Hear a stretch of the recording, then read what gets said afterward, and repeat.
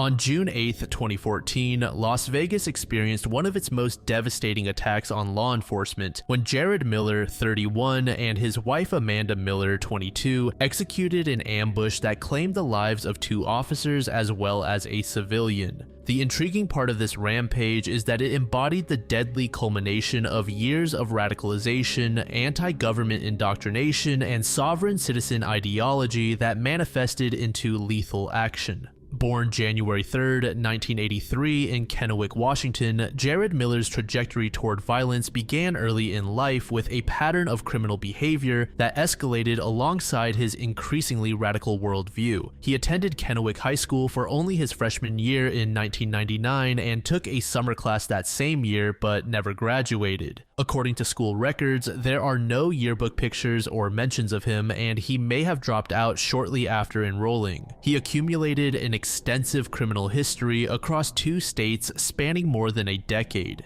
In Washington state between 2001 and 2003, he was convicted of felony vehicle theft and faced multiple convictions including phone harassment, driving under the influence, and malicious mischief. After moving to Lafayette, Indiana in May 2006, Miller's criminal activities intensified dramatically. In June 2007, he was arrested for criminal recklessness, possession of marijuana, hash oil, and paraphernalia. By October 2007, his bond was revoked after he failed a drug test, and he pleaded guilty to criminal recklessness as part of a plea agreement, subsequently being placed on probation. In March 2009, he faced battery charges but was acquitted by jury in September of that year. His troubles with the law continued as November 2010 saw him arrested again for possessing and dealing various substances. In February 2011, when he pleaded guilty to dealing and possessing marijuana and, critically, as part of his sentencing, Miller waived his Fourth Amendment rights and was explicitly ordered not to possess or carry guns or knives. In March 2013, Miller posted a Facebook rant accusing Lafayette police of threatening to, quote, shoot and kill me and sick the dog on me over a traffic ticket. He also accused the police of being white supremacists. This incident connected to a bench warrant issued after he violated probation. Just months before the attack, in February 2014, Jerad made a direct threat to the Indiana Bureau of Motor Vehicles, claiming he would, quote, shoot anyone who showed up to arrest him for a suspended driver's license. When confronted by Las Vegas police about this threat after the couple had relocated to Nevada, Jerad walked back his statements. Authorities found no probable cause for arrest at the time, and the case was closed. This was one of 3 contacts Las Vegas Metropolitan Police had with the Millers prior to the June 8th attack. Contacts that, in hindsight, revealed warning signs that went unheeded. Jerad's anti-government views strengthened over years of exposure to conspiracy theories, militia ideology, and sovereign citizen beliefs. He maintained active social media accounts on Facebook and YouTube under the alias USA True Patriot, where he disseminated increasingly violent rhetoric. His online presence included multiple videos where he dressed as the Joker and Batman. In these videos, recorded around the time of the 2012 presidential election, Miller expressed bitter hatred for law enforcement. In one clip he said, "What better way to kill and rape after all if you're wearing a badge? When law enforcement and government are the criminals, they will fear an armed and educated people." In another video, he denounced the US government as tyrannical, criticizing gun control measures, government surveillance, and the treatment of Nevada rancher Cliven Bundy. His worldview encompassed opposition to gun control, drug prohibition, the Affordable Care Act, the IRS, immigration enforcement, climate change science, background checks for firearms purchases, and much, much more. On June 2nd, 2014, he posted a chilling message. "We can hope for peace. We must, however, prepare for war. We face an enemy that is not only well-funded, but who believe they fight for freedom and justice. Those of us who know the truth and dare speak it know that the enemy we face are indeed our brothers. To stop this oppression, I fear, can only be accomplished with bloodshed." 1 month before the incident, Jerad asked Facebook users to send him a rifle to help stand against tyranny. His final post on June 7th, 2014, he wrote, "The dawn of a new day. May all of our coming sacrifices be worth it." As for his partner, Amanda, she was born on December 27, 1991 in Lafayette, Indiana, and presented a stark contrast to her future husband in her early years. She played violin, was described as a solid student at Jefferson High School, and was remembered by her father, Todd, as a kind teen who once insisted he drive to a neighboring town to help an injured bird. Amanda met Jerad at a flea market where he worked as a cashier. Despite her father's vehement objections, the relationship progressed rapidly. Todd recalled begging his daughter not to marry Miller, saying, "I told her, if you really love him that much, I'll try to put up with him. But if I ever see a mark on you from him, I'll kill him." The couple applied for a marriage license in Tippecanoe County, Indiana in August 2012 and married on September 22nd of the same year. Todd's recollection of the wedding day was visceral. He said, "I didn't even want to be there. The only reason I was there was because I wanted to walk my daughter down the aisle for the first time. But I puked my head off in the bathroom beforehand because I so didn't want her to marry him." According to Todd, Jerad's influence systematically isolated Amanda from her family and previous life. He was quoted saying, "He was into all this Patriot Nation and conspiracy theory stuff, and the next thing I know, her phone was getting shut off and she was getting isolated from us. The whole world was against him and he was just nuts." Unlike Jerad, Amanda had no prior criminal record. However, disturbing content on her social media accounts suggested that violent ideation predated her marriage. A Facebook post from May 23, 2011, before she met Jerad, said the following: "To the people in the world, you're lucky I can't kill you now, but remember, one day I will get you, because one day all hell will break loose and I'll be standing in the middle of it with a shotgun in one hand and a pistol in the other." While Jerad's Facebook page was filled with political rants and anti-government rhetoric, Amanda's public posts were markedly different, featuring photos of cats, updates about work, and images of the couple together. However, her YouTube account revealed a different side. She had liked and followed radical videos and controversial channels. Amanda worked at Hobby Lobby in Lafayette and transferred to a Las Vegas location when the couple relocated to Nevada in January 2014. She would lose this job after failing to show up for work because she and Jerad had traveled to participate in the Bundy Ranch standoff in April 2014. To supplement income, the couple worked as costume street performers on the Las Vegas Strip, often dressing as Batman characters. Their final Facebook photo together showed them dressed in these exact costumes. Investigators never definitively determined whether Amanda genuinely shared Jerad's violent ideology or whether she acted out of devotion to her husband. Her relative silence on political matters, contrasted with Jerad's prolific online presence, reflects a pattern common in extremist movements where partners may adopt views through relationship dynamics rather than independent radicalization. Throughout this introduction, I've made several references to Cliven Bundy. This name refers specifically to an armed standoff at a ranch in Bunkerville, Nevada. This confrontation had attracted national attention when armed militia members and anti-government activists from across the country converged to support Bundy, who had refused for 20 years to pay grazing fees for using federal land and had defied Bureau of Land Management attempts to impound his cattle following court orders. The Millers arrived at the ranch and spent several days among the assembled protesters. However, their presence was short-lived. According to Ammon Bundy, Cliven's son, the Millers were asked to leave after a few days, which was said to be highly unusual. Ammon said, "They were very radical. Not very many people were asked to leave. I think they may have been the only ones." Fast forward to the morning of June 8, 2014, the Millers left the apartment of Kelly Fielder, their neighbor who had been housing them for approximately 3 weeks. Fielder later recounted that the couple had moved in with her because, quote, "they said they wanted the government to find their apartment intact." That Sunday morning around 4:30 a.m., the couple told Fielder they had to leave immediately. According to Fielder, they said they were going to what they referred to as an underground world, and that their hand was being forced. The couple walked for approximately 7 hours, covering roughly 5 miles from their apartment complex to the strip mall on North Nellis Boulevard, where the attack would begin.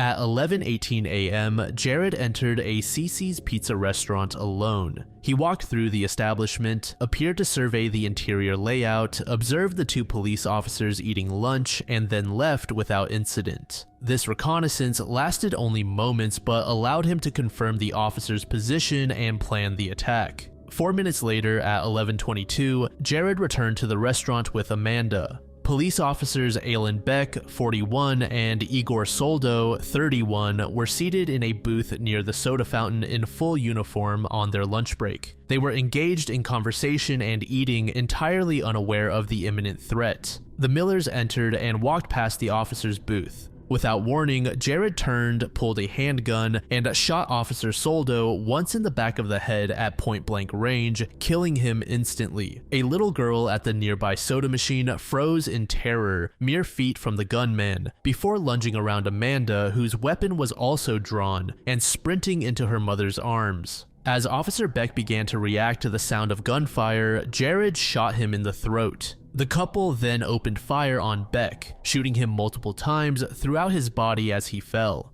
Beck never had the opportunity to draw his weapon or defend himself. The entire assault lasted approximately 4 seconds. After killing both officers, the Millers engaged in a ritualistic display. They pulled the officers' bodies from the booth onto the restaurant floor. They draped Officer Beck's body with a yellow Gadsden flag, featuring a coiled snake above the motto, "Don't tread on me." The couple also affixed a swastika symbol to one officer's body. Law enforcement officials later clarified that this was not intended to signify that the Millers were white supremacists, though they did adopt such views, but rather to associate the police officers with them, casting law enforcement as oppressors in the Millers' worldview. Additionally, they pinned a handwritten note to one officer's body that said, "This is the beginning of the revolution." Before fleeing, the Millers stole both officers' weapons along with spare ammunition magazines. By 11:25 a.m., just 3 minutes after the initial shots at the restaurant, the Millers had walked 1 block east to a Walmart store. Jerad went through the main entrance, immediately fired a single shot into the ceiling, and shouted to shoppers, "This is a revolution. The police are on the way." He ordered people to leave the store.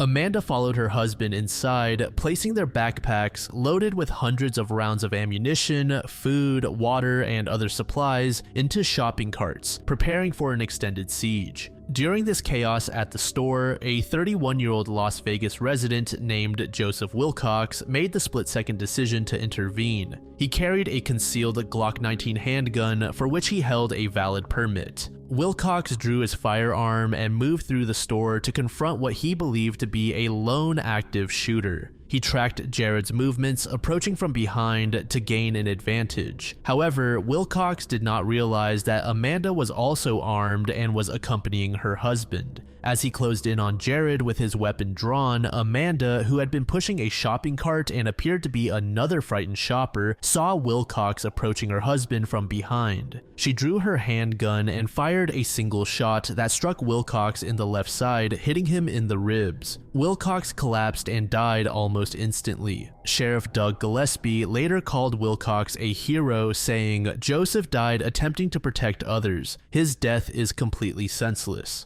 Wilcox's attempt sparked significant debate about the effectiveness of concealed carry during active shooter situations, particularly regarding situational awareness and the challenge of identifying all threats in chaotic environments. The first calls to police came in at 11:22 a.m., with the first officer arriving on scene within minutes. Officer Brett Brosnahan was the first responding officer to enter the Walmart. He came through the rear entrance at approximately 11:28 a.m., just 3 minutes after the Millers had entered. Brosnahan quickly spotted Jerad near the sporting goods section. However, before he could engage, Amanda spotted Brosnahan and fired at him, forcing him to retreat and take cover. At 11:36 a.m., Sergeant Kurt McKenzie arrived with 4 additional officers. They entered through the back of the store and began a systematic advance. 2 officers, Ryan Fryman and Troy Nicole, took control of the store's surveillance system, providing real-time info about the Millers' location and movements.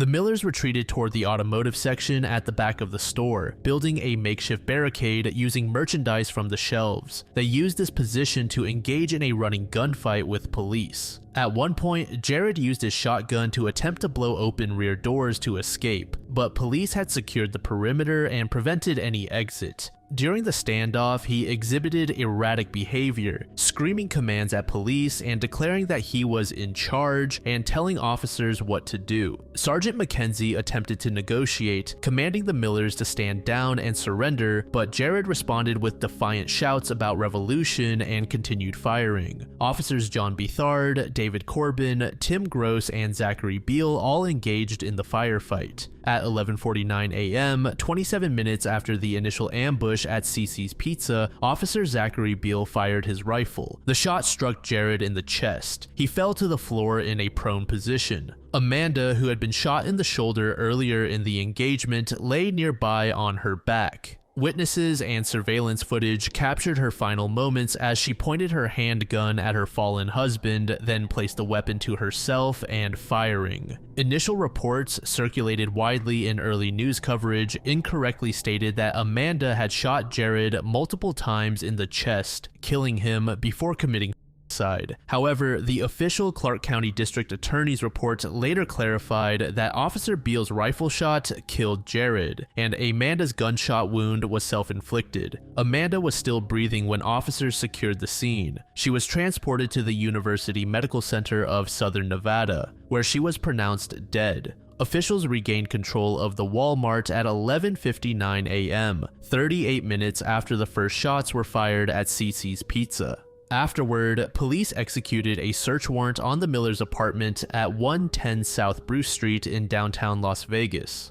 Investigators described the conditions as unlivable. Inside, they discovered what amounted to a self-glorifying shrine that included a baseball cap with the word sheriff written on it, covered in fake blood. The cap's bill had a chunk missing, blown off by a shotgun blast. Additional findings included a stockpile of additional weapons, hundreds of rounds of unspent ammunition, and papers and documents detailing plans to take over a courthouse and execute public officials. This evidence revealed that the CC's Pizza ambush was not the Millers' ultimate goal, but rather an opening salvo in what they envisioned as a larger campaign against government institutions. In the months following the attack, the Las Vegas Metropolitan Police Department Foundation established the Beck and Soldo Memorial Scholarship Fund to honor both fallen officers and support the law enforcement community. Foundation board member Ron Khoury and his business partner Don Tamburo approached the police department with the idea. They initially contributed $50,000 to establish the fund.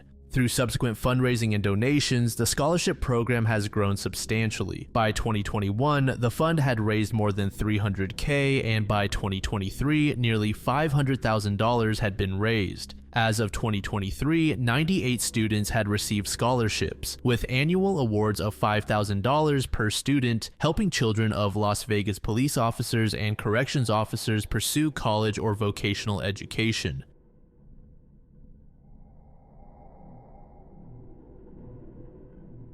In the early hours of September 9th, 2004, a detached two-story home in Toyoke City, Aichi Prefecture, went up in flames. Firefighters extinguished the blaze and found 4 bodies inside. 38-year-old mother Rio Kato and her 3 children, Yuki, Rina, and Shogo, aged 15, 13, and 9 respectively. What was first treated as a standard house fire quickly became one of Japan's most disturbing unsolved crimes. Autopsies showed that all 4 had been killed before or shortly after the fire was set, and that the house had been deliberately doused with fuel and torched. The Kato family was a typical household on the surface. The father, Hiroto, a company employee in Nagoya, lived there with his wife and their 3 children. The property was located near a prefectural road with fields and other homes nearby, and was close enough to schools that the children could walk to class and club activities. From the outside, the family looked like a stable, middle-class family. On the night of the incident, Hiroto was on a late shift at his workplace, and he is the only family member who survived because he was not at home when the attack took place. Later reporting revealed that he had some financial issues and led a private life that has cast a shadow over his image. However, this was all a mystery to locals, as he appeared to be a standard salaryman and father. Neighbors told reporters they would sometimes see him leave by car to work and return late, while the mother handled most of the visible daytime parenting duties, such as seeing the children off to school and shopping in the neighborhood. The mother, Rio, is remembered by relatives as someone who put her children at the center of her life, taking care of their schedules, attending school events, and trying to make their daily lives feel normal and warm.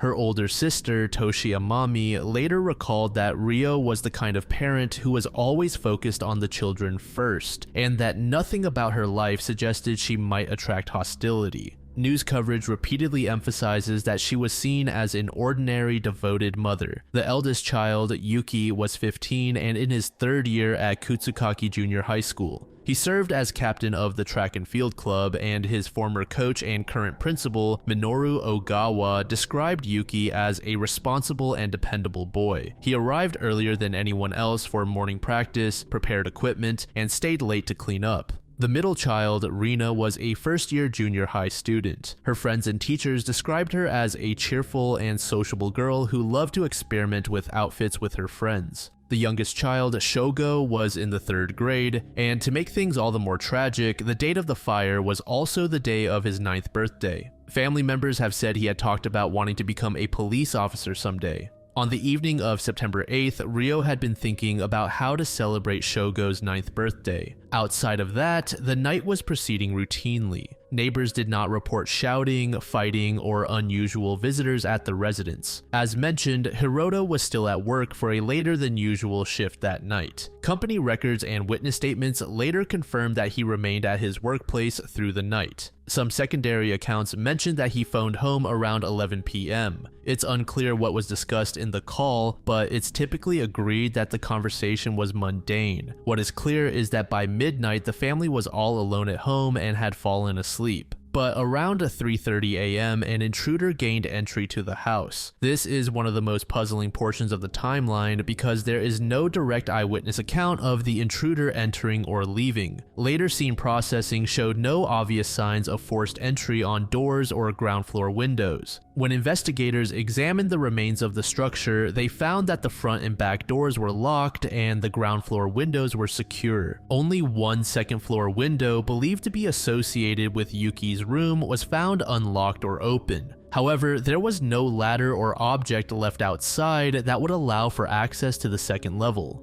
This absence of clear forced entry points forces investigators to infer the timing indirectly. By the time the fire was noticed just after 4 a.m., all 4 family members had been attacked and accelerant had been spread throughout the interior. Investigators generally placed the likely time of the killings between roughly shortly after 2 a.m. and shortly before 4 a.m., but with wide uncertainty because there were no surviving witnesses. Autopsies later confirmed that none of the victims showed signs of defensive wounds, such as cuts on the hands or arms that would indicate they tried to ward off blows. Instead, the pattern of injuries suggested that they were attacked while asleep or just waking. Rio and her daughter Rina were repeatedly stabbed in the face, back, and torso with what is described as a survival-type knife with a blade of about 20 centimeters, each suffering more than 10 deep wounds. The 2 boys, Yuki and Shogo, were killed by blunt force trauma to the head, consistent with being struck by a heavy metal object such as a crowbar. The mother and 2 older children were found on the 2nd floor among futons. The youngest son, Shogo, was found not in his upstairs sleeping area, but in the 1st floor living room, where the fire burned most intensely. One interpretation is that he either went downstairs during the night, perhaps to get a drink or use the bathroom, only to encounter the assailant. Another possibility is that the killer moved him there after the attacks for reasons that remain unknown.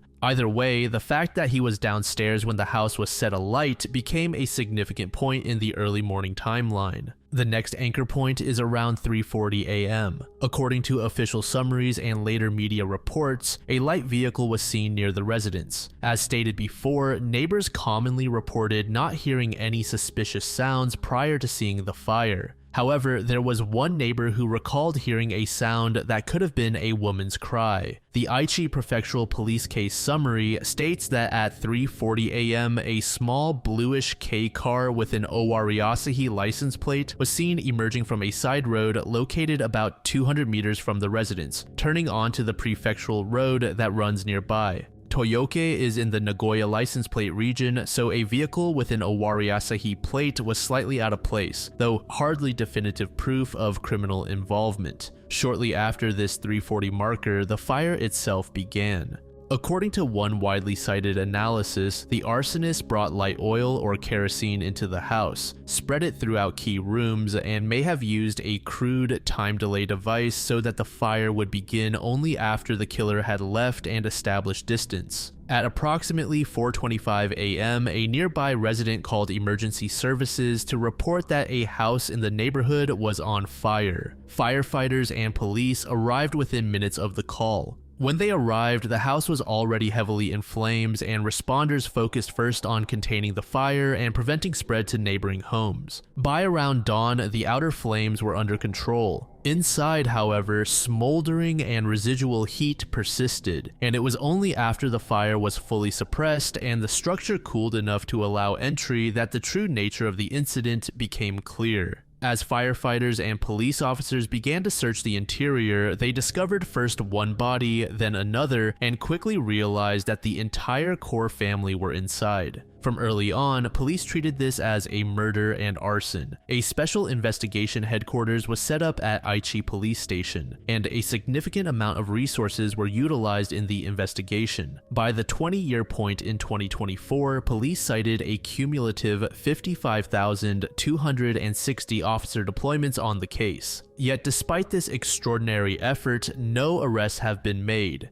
From day one, suspicion naturally fell on the husband and father because he was the only family member not at home and thus survived, and early reporting revealed marital strain, debts, and an affair. However, police publicly state that he has not been charged in relation to the murders, and his role remains ambiguous. In March 2005, roughly 6 months after the murders, Hiroto was arrested on fraud charges unrelated to the homicide. He was accused of misappropriating over 5 million yen by ordering computer equipment for his company and then selling it for personal gain. Further investigation revealed that he had also fraudulently obtained about 55 million yen in promissory notes from another company, bringing the total exposure to approximately 500,000 USD at the time. He was sentenced to 3 years in prison and suspended for 4 years for these financial crimes. The fraud case revealed that he had been living a double life. He was deeply in debt, frequenting high-end hostess clubs, and maintaining a mistress with whom he was reportedly living part-time, spending around 400,000 yen per month on her. These revelations fueled speculation that the murders might have been motivated by financial desperation, a desire to collect insurance money, or retaliation from creditors or criminal associates.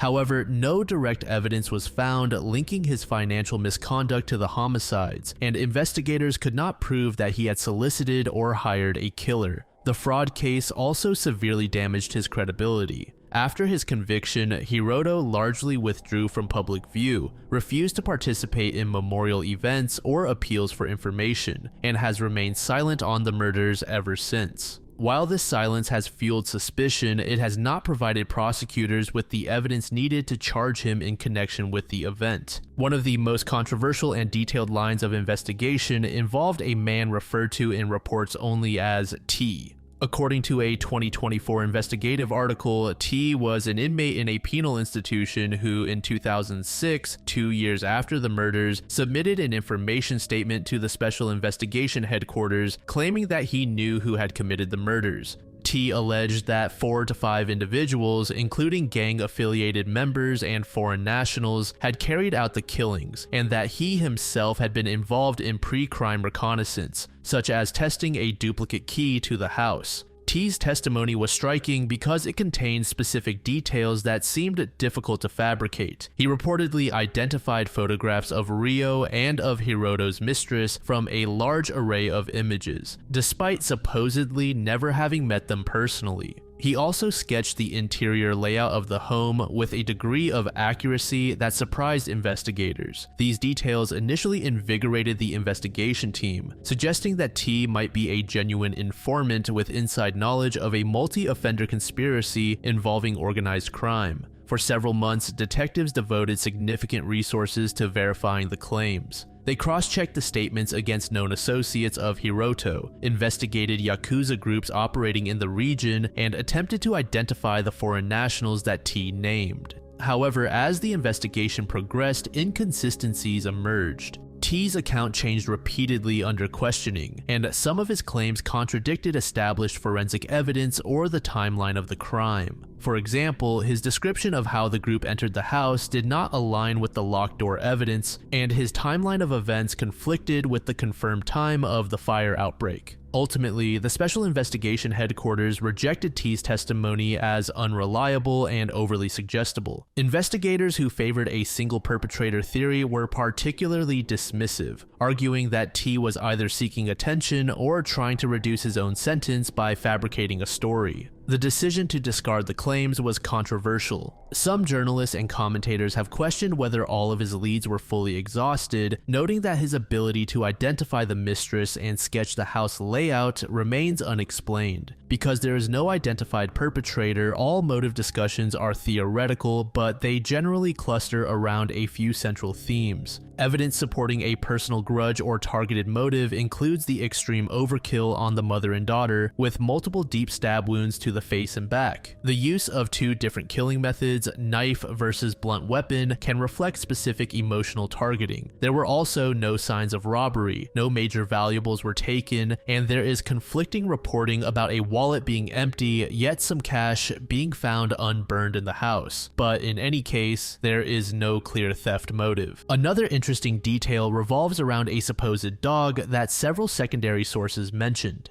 It's said by some that the family had a dog, but shortly before and during the fire, no barking was ever heard. To many, this highly suggests that the intruder may actually have been someone that the dog was familiar with. Thus, it felt no need to bark aggressively. It's also possible that the intruder simply neutralized the dog for the period in which he killed the family. After the fire, the dog was reportedly found hiding under a nearby car without its collar. It should also be noted that there was an intriguing avenue in the case involving a potential stalker or burglar. In the year or so before the murders, the family had begun to worry about security. In July 2003 at around 8:30 p.m., someone tried to forcibly open the front door, rattling the handle. The family noticed and upgraded the locks in their home as a result. Sometime in 2004, a suspicious person was seen standing and watching the house. And again, this heightened the family's awareness and led to additional precautions. These incidents support the idea that the family might have been targeted in advance and that the perpetrator may have studied the house and their routines. Ultimately, the crime scene house was kept under police control until September 2005 to preserve evidence. It was returned to Hiroto afterward, and he expressed an intention to keep it at least through the third death anniversary. However, due to severe fire damage and repeated trespassing and vandalism, he decided to demolish the house, and it was torn down in September 2006, leaving an empty lot. This demolition effectively removed a future physical crime scene that might have been re-examined with later forensic advances. For the last 2 decades, the public face of the case has primarily been Ryo's older sister, Toshi Amami. She has participated in annual appeals with police, handing out information leaflets at local venues.